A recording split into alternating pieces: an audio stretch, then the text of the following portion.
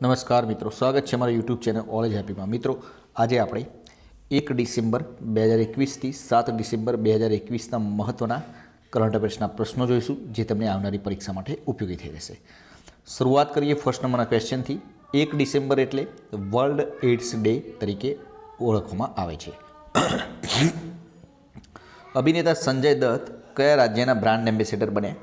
તો અરુણાચલ પ્રદેશના brand ambassador બનાવવામાં આવ્યા છે। નૌકાદળના નવા વડા તરીકે કોણ ચાર્જ સંભાળ્યો? તો R હરિકુમારે।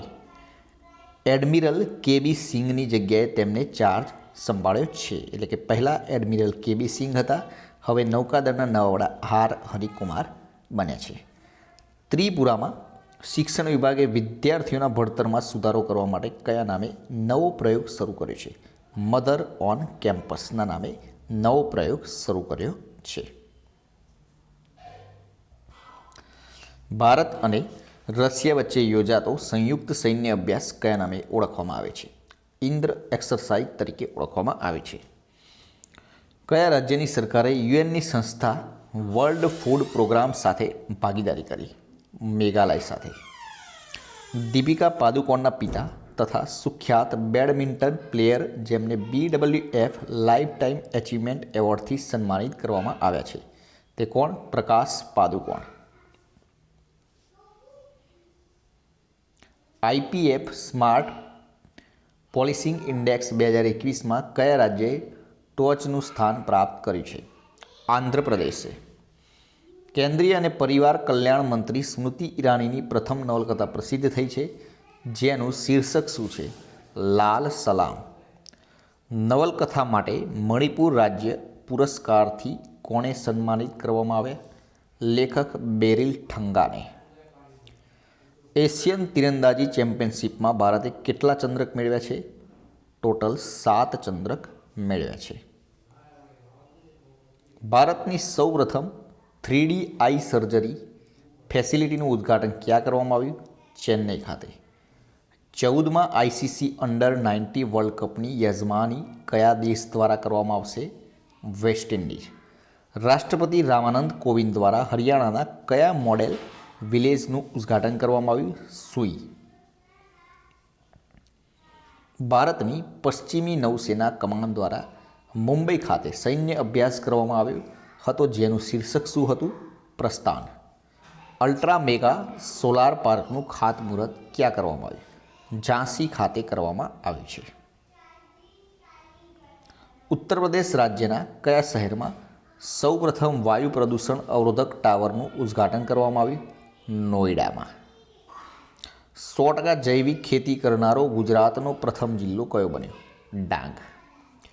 Indian film personality award કોને ઘોષિત કરવામાં આવ્યો? હેમા માલિની અને પ્રસૂન જોશી। અખિલ ભારતીય ઇન્દિરા મેરેથોન ક્યાં યોજવામાં આવી હતી?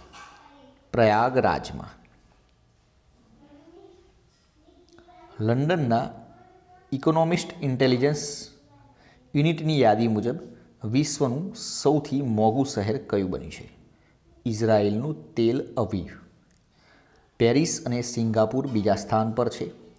સિરિયાનું દમાસ્ક સૌથી સસ્તું શહેર છે અને અમદાવાદ વિશ્વનું 7મું સૌથી સસ્તું શહેર છે। અમદાવાદના નાગરિકો કઈ મોબાઈલ એપ્લિકેશન દ્વારા પોલીસ ફરિયાદ નોંધાવી શકશે? તર્કસ। અને હા મિત્રો, જો તમે આની PDF લેવા માગતા હોય તો ડિસ્ક્રિપ્શનમાં ટેલિગ્રામ ચેનલની લિંક આપેલી છે, જ્યાંથી જોડાઈ જજો, તમને 24 કલાકની અંદર આની PDF પણ મળી જશે। 2 ડિસેમ્બર એટલે નેશનલ પોલ્યુશન પ્રિવેન્શન ડે। 24 નંબરનો ક્વેશ્ચન। દુનિયાની ટોચની 300 સહકારી સમિતિઓમાં નંબર 1 સહકારી સમિતિનો દરજ્જો કઈ સમિતિને મળ્યો? ખાતર ક્ષેત્રની મુખ્ય કંપની ઇફકોને। વર્લ્ડ એથ્લેટિક્સે કઈ ભારતીય મહિલા એથ્લેટિકને વુમન ઓફ ધી યરનો એવોર્ડ આપ્યો છે? અંજુ બોબી જ્યોર્જ। 3 ડિસેમ્બર એટલે વિશ્વ વિકલાંગતા દિવસ। ગુજરાતમાં 20 નદીઓ પ્રદૂષિત સાથે દેશમાં કેટલામાં સ્થાને છે? 5મા સ્થાને। મહારાષ્ટ્રમાં સૌથી વધુ 53 નદીઓ પ્રદૂષિત છે। દેશમાં ઓમિક્રોનના પ્રથમ 2 કેસ ક્યાંથી મળ્યા? કર્ણાટકના બેંગલુરુમાંથી દેશના પ્રથમ 2 કેસ મળ્યા હતા। અમદાવાદના ઓપ્થોમોલોજિસ્ટ ડૉક્ટર અનુજા દેસાઈને કયા એવોર્ડથી સન્માનિત કરવામાં આવ્યા? આઈ હેલ્થ હીરોઝ 2021થી.